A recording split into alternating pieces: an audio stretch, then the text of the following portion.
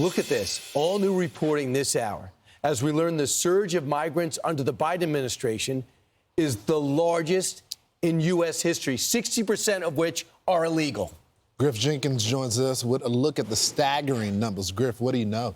Yeah, well, good morning. And Lawrence, this comes as probably no surprise to the entire nation who have watched before their own eyes the past 4 years of the border crisis. Fox has covered it on the ground and from our drones, and you have seen it. And now the New York Times is crunching government data, realizing that this border crisis may go down in the history books as the biggest story of the Biden administration. The Times took a deep dive into that government data and found the surge is the largest in U.S. history, surpassing the great immigration boom of the late 1800s. They say annual net migration, the number of people coming to the country minus the number leaving, averaged 2.4 million people from 2021 to 2023, according to the Congressional Budget Office. And they found that the total net migration during the Biden administration is likely to exceed 8 million people.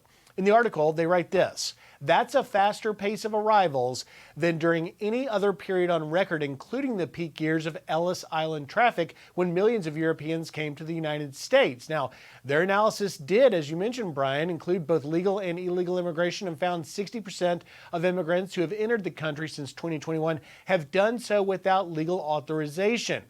All of this comes as President-elect Trump is set to hit the ground with a mandate on day one with a plan for mass deportations. After all, Trump says that after mass illegal immigration, you're going to need mass deportation.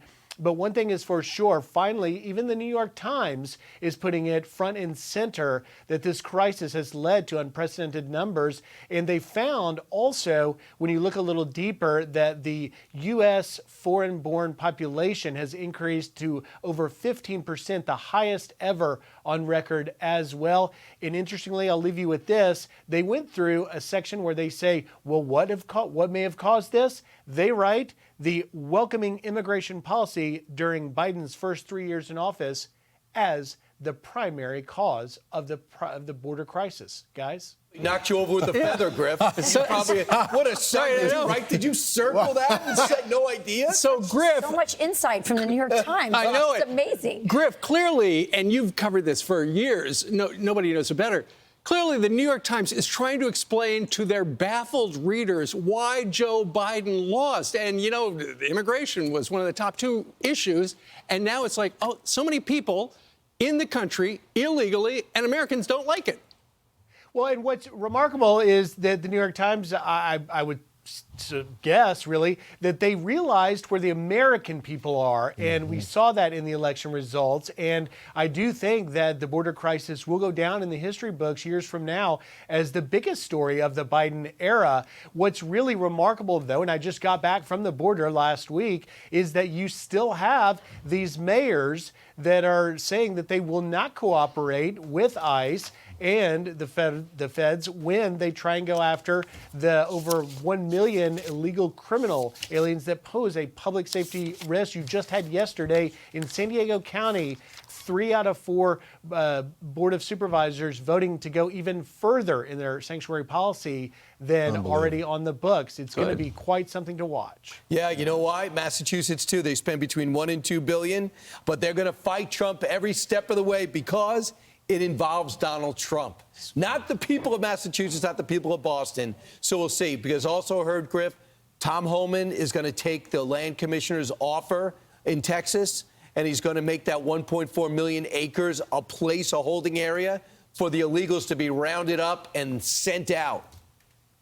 Yeah, and I think the logistics are going to be something we'll be covering extensively, and it's not going to be an easy task by any stretch of the mind. But one thing is for sure, the will is there, and this is what's going to happen come some 40 days from now. Thanks, Griff. Absolutely. Thanks, Griff. Well, you know, the story shows that despite all of the references that they say what's wrong with the country, that people want to come to America, which is a great thing. They want to come to America. But I think the frustration with Americans is not just the criminal element, but we got a lot of poor folks here. Yes. A lot of people struggling.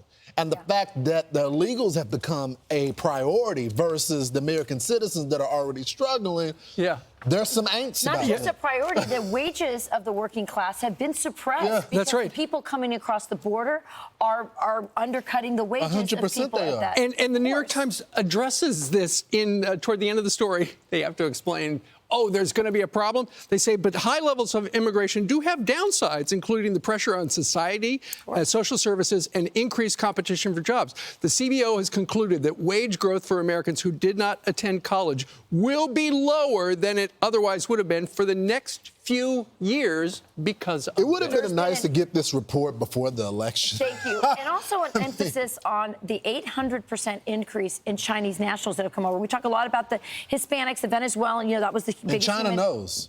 China knows. And also, we're having this drone issue. We don't know what's going on. Just in 2023, 24,000 military-age men from China were encountered by our Border Patrol. We don't know how many since then. We don't know, how many, what they're doing here. But we know we have problems. And Alejandro Mayorkas, when I asked Congressman Jimenez earlier in the show, I said, who is the one person, other than Joe Biden, what agency most responsible? He said, Alejandro Mayorkas. This is Homeland Security. So as he's distracted dealing with this, created crises that he created along with Joe Biden, he can't protect us from drones or let us know what's going on. Obama sent out 400,000. Trump 300,000 deported back. He's going to beat both those records combined. Well, Lawrence, 57% of the American public is for mass deportation. And Lawrence, you said it would have been nice to have heard that story from the New York Times ahead of time before the election.